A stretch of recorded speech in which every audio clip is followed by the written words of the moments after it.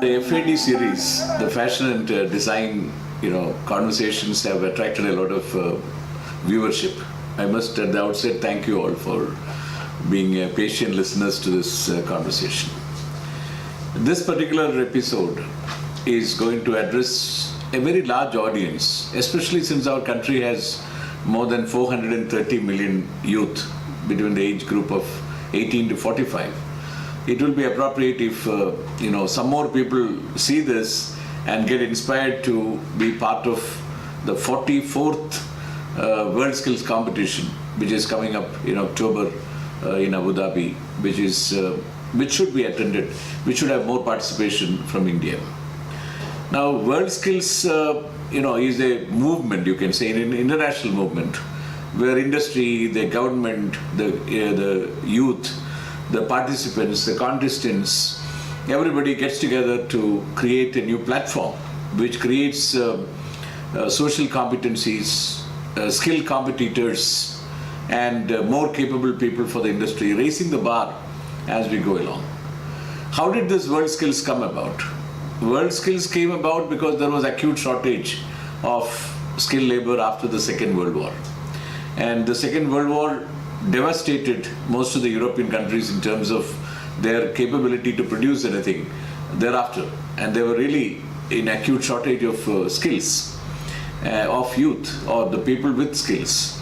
And they decided that there should be a platform which will encourage the skilled people to come together and even create world benchmarks for skills.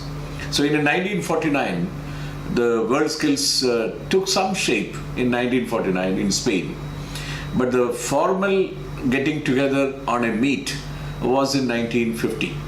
And thereafter, it has grown into having now last competition in 2015 in Sao Paulo was having about 1,200 competitors from 60 countries.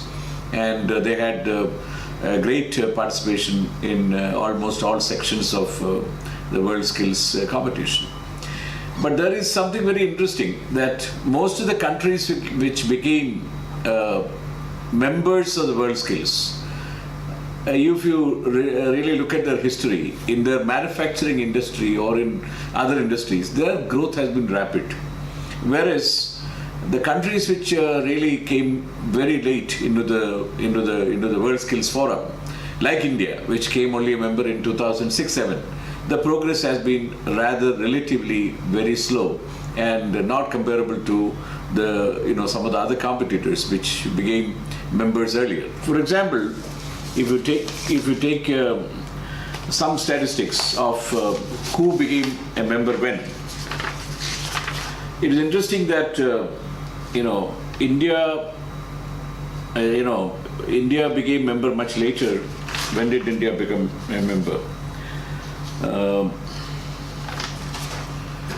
For example, India had joined the World Skills only in 2006-07, while our competitors had joined the system much earlier. For example, Malaysia joined in 1962. South Korea joined. South Korean example is very important. It joined in 1966. USA joined in 1973. Macau, China, joined in 1993. And Singapore had joined in 1993.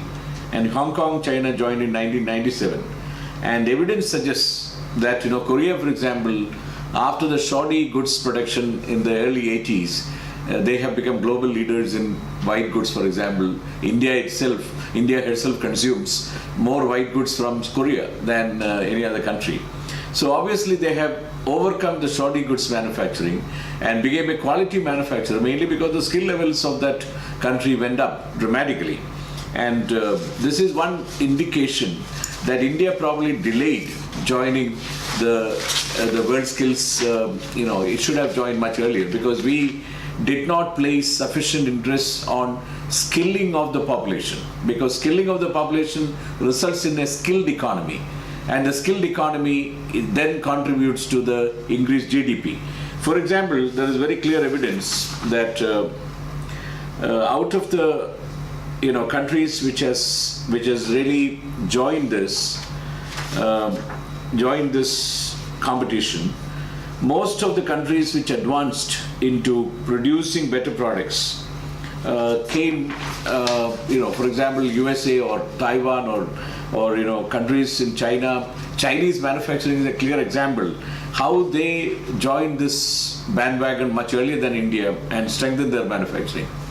The point which I wanted to say was that the competitions which India could have really done better or much more stronger performance did not happen mainly because we are a slow starter, we are a late starter. Let us look at fashion technology, for example. Fashion technology, the first set of Indian competitors went in 2011 in London. And the World Skills Meet Indian participant, the contestant, got 451 points against the topper with 544 of Switzerland and 526 of China. So Switzerland and China had almost 100 points ahead of India in a subject in which already our fashion institutes have been existing since 1987, and we had produced a large number of graduates who are very capable people, but still our competition performance seemed to have been extremely poor. Then let us look at the last one, which is the last in Leipzig in 2013. In Leipzig, India's competitor got 447 points against the topper of Finland with 540 and of France 535. Again, Leipzig did not get us big results in terms of fashion technology. Last one, I had personally participated and seen how our people have been performing. In fact, it was the first time when the organization which I represent, the ATDC, had its contestant in Sao Paulo. Despite our best training, in Sao Paulo, India's representative got 492, which was a substantially improved performance from 451 points in London and 447 points in Leipzig. 492 in Sao Paulo was an extremely better performance. However, the Chinese Taipei got 537 and Brazil, the host country, got 535. So which shows that the competition levels of not only this, in plastic dye engineering, welding, beauty therapy, prototype modeling, hairdressing, graphic designing, bricklaying, in several competitions where India participated, we did not really do that well, and we got some medallions, but that is not medals. Medals really create the kind of world benchmark. Medallions are more like consolation prizes for good participation. So that is not something on which our country, with a population of 125 crores, can take consolation that we got some medallions. Now let us look at how these competitions are structured. There are only 6 heads. All the skills in the world are grouped into 6 heads. Manufacturing and engineering, technology, that is one major large head in which you have a large number of skills are grouped together.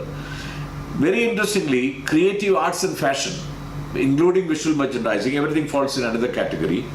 Information and communication technology, construction and building technology, transport and logistics, social and personal services, like beauty, therapy and bakery, and all these services are grouped in some of these personal services. Now when you look at the arena, you will be surprised that the kind of layout which Sao Paulo had, if you can see some from this camera, it is a very, very huge arena. When you walk through, it is unending, levels, because each participant is given sufficient space, for example, for landscaping or for making bricklaying or making a complete, laying of your vitrified tiles. All kinds of competitions require large spaces, and when you want to register in any kind of this competition, you must be prepared to visualize and dream. The level of the competition is not what we assume. You can see that construction and building technology, there is space allocated, transportation, logistics, creative arts and fashion, social and personal services, and manufacturing and engineering technology, all information and communication technology, all have been identified through different colors and people are given adequate space and all the facilities, including automobile, very huge space for just paint shop of cars, for example. It's a very huge area, or just computer website designing, or visual merchandising, huge showroom space, or space for people to display various articles are given.